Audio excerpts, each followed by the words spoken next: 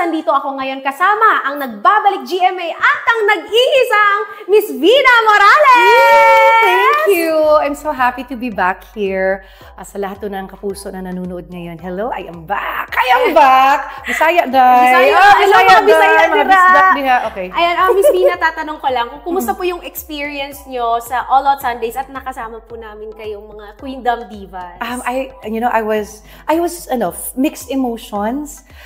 Excited ako na at the same time, kung sila kinakabahan, ganun din ako kinakabahan ako kasi ang gaganda ng production na songs na ginawa sa atin and yung mga voicing, yung unison, ang galing. So, alam mo yun, syempre you wanted it na a really nice production number and it did. So, I'm so happy and grateful sa lahat ng staff ng of course, sa EOS. Thank you din, of Sabi ko nga, course. pakigising naman ako, baka tulog lang ako, o panaginip ito, di ba? Pinch me, please. Ayun. Yeah, So, thank you din, Miss Vina. And it was such an honor na makasama po namin kayo sa Ayos stage.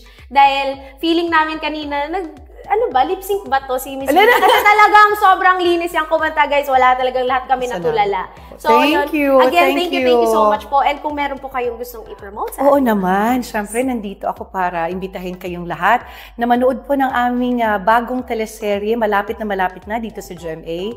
Malapit na daw. Pero totoo po yun. Ito po yung Cruz versus Cruz. Napaka-intriga po ng aming, title ng aming teleserye. Pero kaabang-abangan po ito.